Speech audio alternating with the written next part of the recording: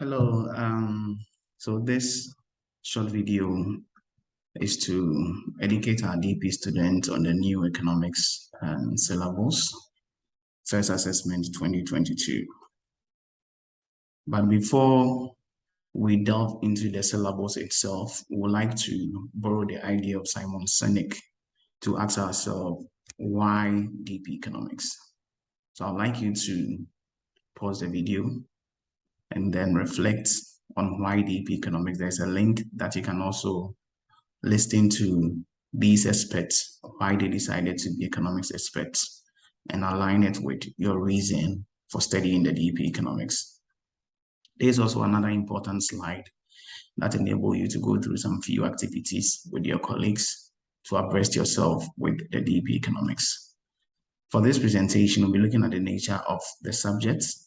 We'll look at the ATLs, the aims, the assessment objectives, command terms, the outline of the syllabus, and the assessment. The nature of the DP economics syllabus is very simple. The main idea is to help students to acquire the requisite skills, the models, the theories in economics to be able to also contribute to real-world global issues. So that is the nature of the subject, just to help you to acquire skills so that you can also contribute to solving some global issues. Just like all DP subjects, economics is also offered at the SL and the HL levels. However, the new syllabus, the content has been categorized into three. We have microeconomics, which study the individual units in the economy. And we have macroeconomics, which study the economy as a whole. And we have global economic, which consists of international economics and development economics. The recommended teaching hours for HL is 240, and for SL is 150 hours. What distinguishes the two is also the extension material for the HL components. Again, in terms of assessment, which I'll be going through with you later, HL students will take an additional paper, which is paper 3, and it's a policy paper. One key requirement for the DP program is for you to successfully go through your core, and the DP economics is one way of achieving this. You can conduct your extended essay by using economics. With the theories and models in economics, it will also enable you to create your CAS portfolio. Again, in terms of TOK, you can borrow the laws, the theories, ideas in economics to understand the concepts of TOK. Once again, in terms of achieving the IB learner profile or its implementation, the DP economics is also a unique subject that will help you to become an inquirer, a thinker, a researcher, more knowledgeable, for you to know what is happening across the length and breadth of your country and across the globe. DP economics is a subject that will enable you to also achieve that. Now, in terms of the ATL, DP economics will allow you to achieve all the approaches to learning skills. But with the approaches to teaching, DP economics is conceptually focused and grounded in real-world situations. Remember that I told you that the aim of this subject is to enable you to get the economics tools, theories, ideas, so that you can also contribute in solving real-world issues. So we practice this by bridging the gap between theory and practice in the classroom. Now, for the new syllabus, there are 9 key concepts. So every single topic that we treat, we analyze critically and find out how these concepts are linked to the various topics. So this is one skill that you can learn, looking at these broad topics, which cut across everything that we do on a daily basis and how it's linked to the various economic models. So you can quickly go through the group 3 aims. But for economics, I've already explained to you that the main idea is to enhance your cognitive skills, your quantitative reasoning, analytical synthesis, and evaluation skills with the other skills acquired so that it can also help in solving global issues. In terms of assessment objectives, we have 4 of them. The first one is knowledge and understanding. Once you've been able to acquire the knowledge and you understand the concept taught in economics, you should be able to apply them to some kind of real world situations.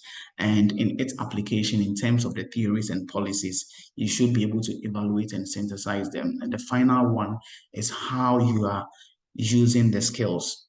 So if you've gained some quantitative skills in terms of analyzing real world data, the final assessment objective help you to implement some of these skills. You can pause the video and look at the command terms for examination. IB uses these command terms to ask students some few questions.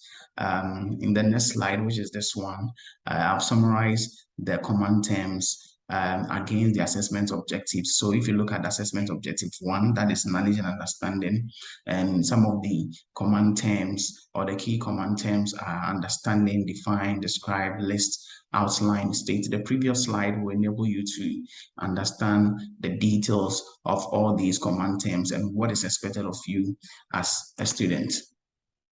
As I mentioned earlier, for the DP economic syllabus, we have 3 sections, the micro, macro, and global economy. But before that, we have what we call Introduction to Economics. This is where we introduce you to the meaning of economics, some of the economic thoughts, the brain behind all these theories. We discuss them. And again, we look at the 9 key concepts and how we'll be using them across or throughout the syllabus.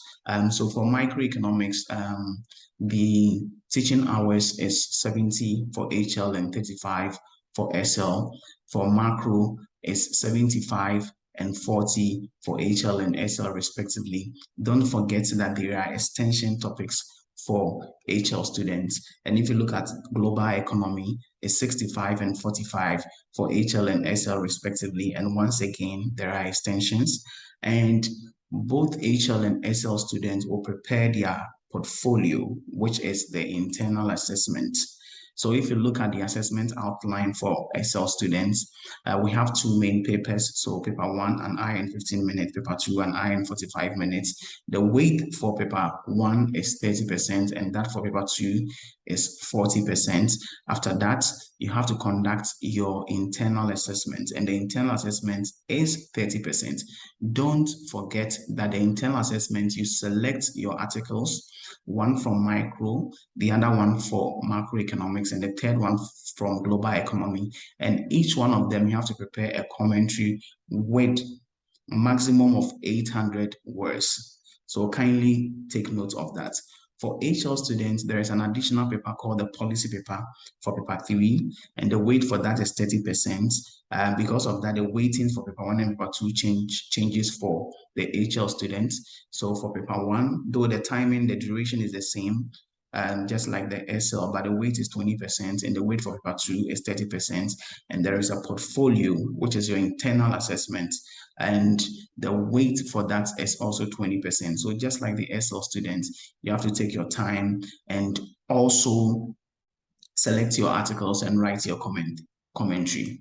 So this is just a summary of everything, but the balance shows us some of the major job opportunities for economists. Thank you very much for your time. You can always contact me for extra support. Thank you.